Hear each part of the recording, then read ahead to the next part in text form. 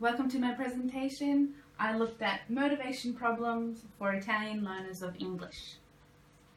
So here's my overview of the presentation. First, I'll be looking at English status within Italy and the EU, how it is widely spoken, and also Italians' proficiency levels within as compared to other European countries. Then I'll be looking at some of the motivational aspects and where they are lacking. Self-perceived low proficiency. Also be looking at the attitudes towards English. And I'll also be looking at the education system within Italy and how it influences how they learn English within Italy and also outside of Italy.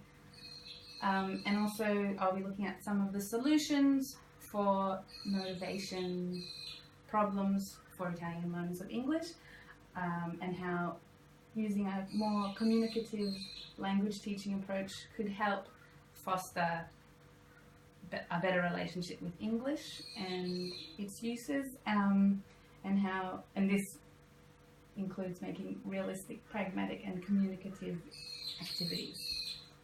So within Italy, they see that there is a need to study English, as it is considered a lingua franca within Europe, so it is used by Europeans from different countries to communicate with each other, and it is the most widely spoken second language, as nearly 40% speak English as a foreign language, and many universities in Europe, including within Italy, offer courses in English.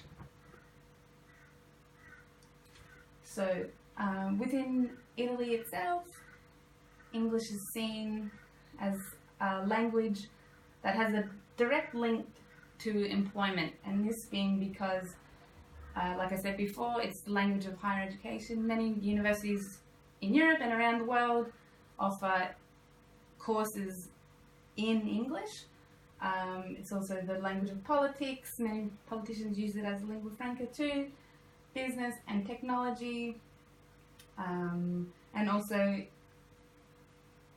many studies have found, however, that Italians have a low proficiency compared to other Europeans, especially Northern Europeans. And this was shown in a study conducted by Education First, 2014, which is a school that teaches English within Europe and also around the world. But they found that the Italian education system allocates the same amount of hours towards teaching and studying English, but even though this is the case, many Italians have a self-perceived low proficiency in English. So not only are they showed to have a low proficiency quantitatively, but they also themselves think they aren't good at English.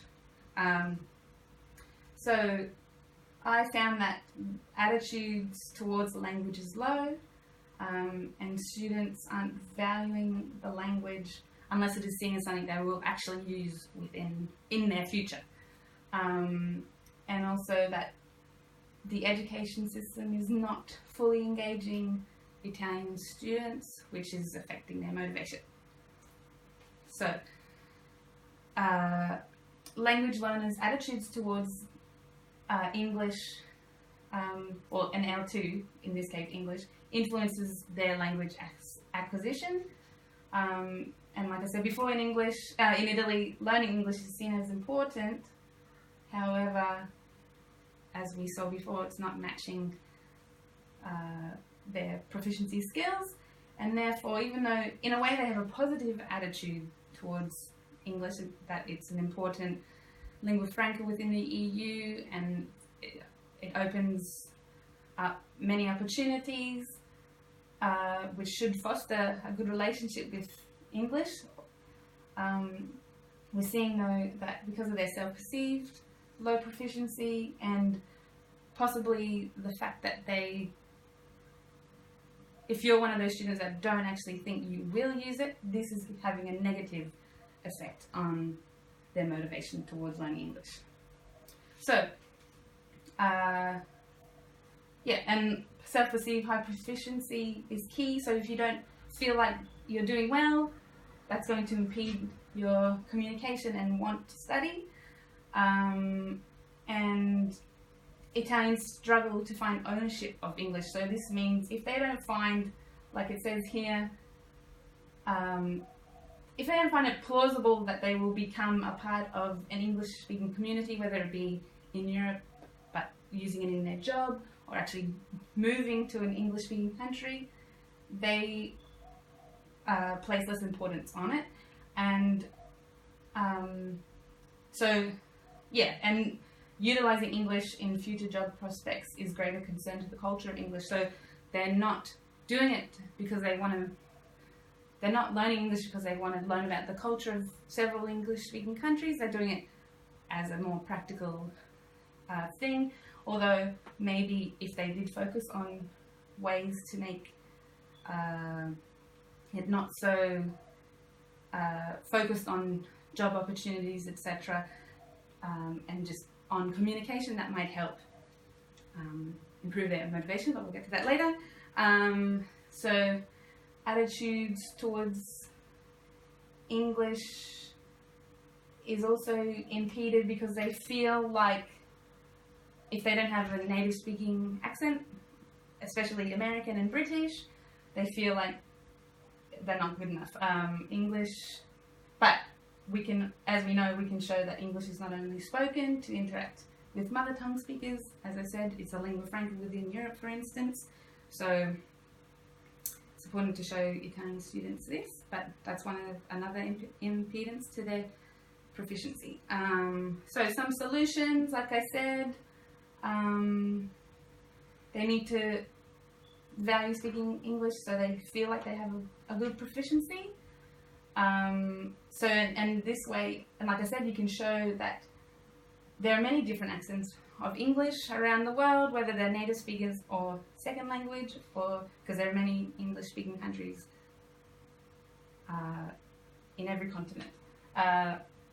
Acknowledging different varieties, like I said, that fosters ownership, so they can recognize that Italians are valid speakers of English.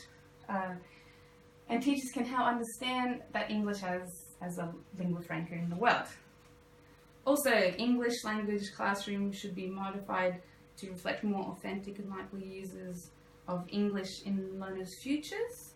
So that comes back to the communicative language approach as well, not only relating it to possibly their future job opportunities or their future life, their future selves. You can just make it a more authentic, communicative situation, so they can see that it's useful in many different contexts. And realistic and meaningful activities allow students to be naturally motivated. So this brings me to the education system in Italy. Motivation is affected by the learning environment, teaching method and strategies, and the Italian system has a history of being teacher-centered, so possibly because of this they're not having a chance to interact as much. The university systems are unstructured compared to Anglo-Saxon counterparts. Again, they don't have much chance to interact, and Italians are not accustomed to, as I said, to high participation levels. So this could be one aspect to get them just using the language in everyday sense. But there are some problems that Hagen found with changing the way Italian students learn. There is a need to take into account the students' home academic culture. So they're used to self-monitoring, they are used to doing a lot of reading, and if you it could be throwing them in the deep end if you're not taking this into account. And this could have a negative influence according to Hagen, and students' tasks should be familiar to the Italian system, so they're used to doing a lot of reading, and they're used to be doing, listening to the teacher or their lectures. And we don't want to scare them, I suppose. Anyway, some more solutions. Italian students' future use of English should influence classroom activities and content. And awareness of global Englishes are vital to reducing the anxiety of the students. So, yes, we need to use a more communicative approach because the way they do classroom activities influence their motivation, and they need to be aware that you don't have to have an American or British accent. And this includes, like, with the communicative approach, you can focus on their real interests and preoccupations and make it realistic and meaningful so they'll be naturally motivated to learn. And this brings me to my lesson. Like I said, the communicative language approach, I think, would not only help them be more involved with the language on a personal level to just see how to use it in everyday context, but it also, because of the everyday and realistic, authentic activities you do, you can also relate it to, like I said before, that they see it as an important way to employment overseas or even within Italy. Okay, so the communicative language approach incorporates 4 macro skills: reading, writing,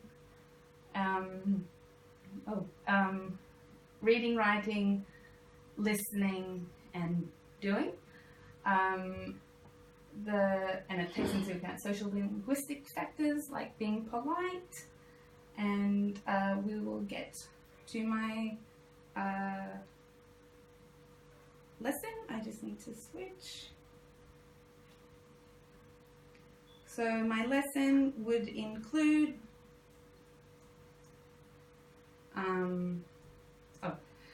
lesson plan would be of my activity is a job interview in English, okay?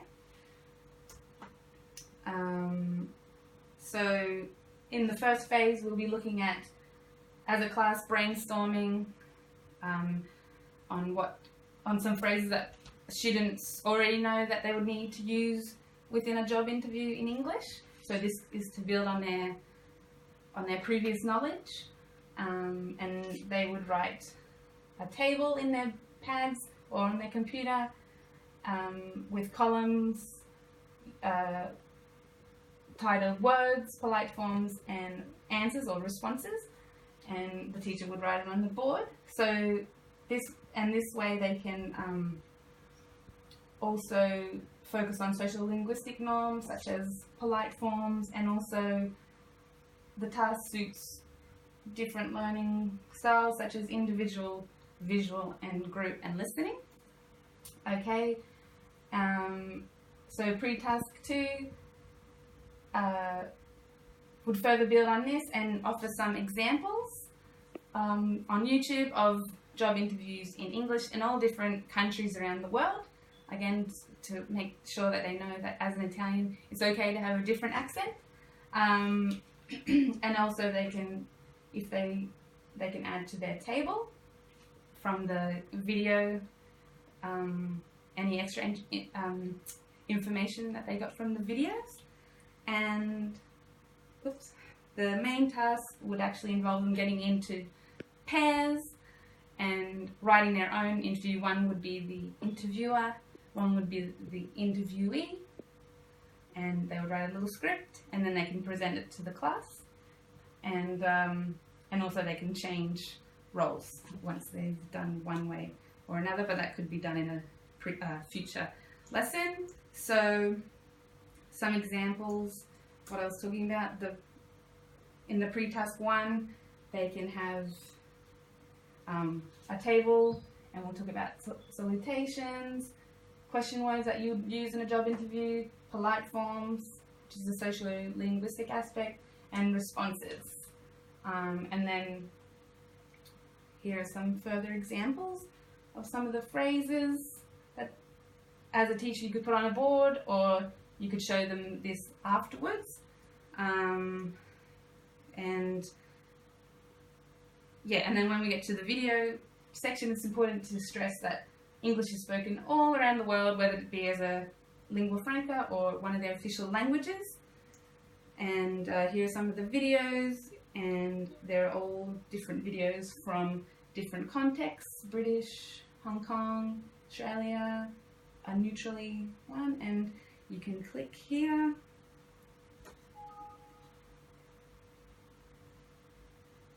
Oops.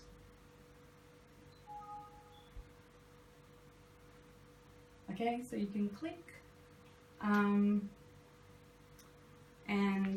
usually it will, my internet's not working right now, but it will take us to that video as an example, and then the main task is doing a script, writing it out, one of the students being the interviewer and one of the students being the interviewee. And like I said, in a future lesson you could possibly get them to reverse it, or they can just practice the same dialogue but switch roles. So that concludes my presentation. I hope you like it, and I hope you enjoy teaching English.